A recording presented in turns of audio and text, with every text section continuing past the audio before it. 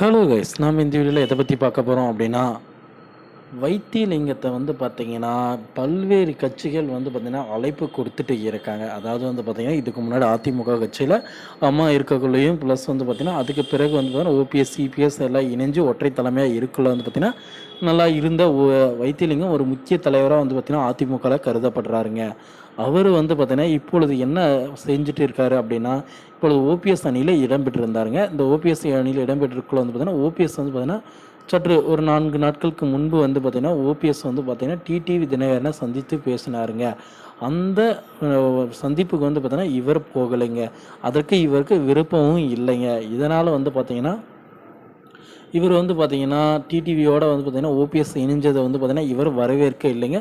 இவருக்கு பார்த்தீங்கன்னா ஒரு மனத அளவில் பார்த்தீங்கன்னா ஒரு கஷ்டமாக தாங்க இருந்தது. டிடிவி தினகரன் கூட ஓபிஎஸ் சாருக்குள்ள பார்த்தீங்கன்னா அவருக்கு அது பிடிக்கலைங்க.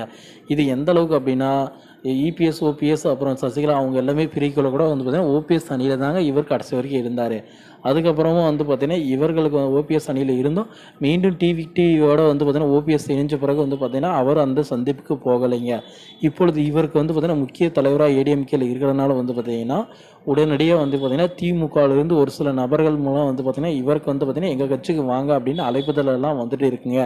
அழைப்புதல் எப்படி கொடுக்குறாங்க அப்படின்னா, அடுத்த தேர்தலில் நீங்கள் அமைச்சர் ஆகிறதுக்கு 100% நாங்கள் உறுதி கொடுக்குறோம் அப்படின்ற மாதிரியான அறிவிப்புகள்லாம் கொடுத்து இவர் பார்த்தீங்கன்னா திமுக பக்கம் இலக்கறதுக்கு பல சக்திகள் வேலை செஞ்சுட்டு இருக்காங்க.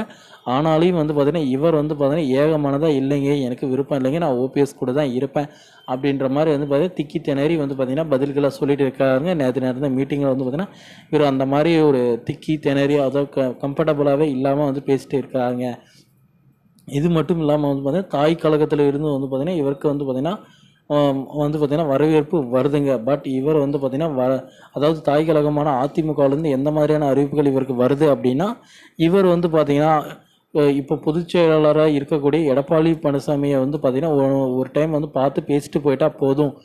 அதுக்கப்புறம் பார்த்தீங்கன்னா இவர் எந்த மாதிரியான ஒரு சூழ்நிலையில் இருந்தால் ஃபஸ்ட்டு ஒற்றை தலைமையில் இருக்குள்ள எந்த மாதிரி அதிகாரங்கள் இவருக்கு இருந்ததோ அந்த அதிகாரங்கள் மீண்டும் வழங்குவதா பார்த்தீங்கன்னா அதிமுகவின் முக்கிய தலைவர்கள் பார்த்தீங்கன்னா இவருக்கு தூது கொடுக்கறதாகவும் பார்த்தீங்கன்னா நிறைய அறிவிப்புகள் அனைத்தும் வெளியாகிருக்குங்க.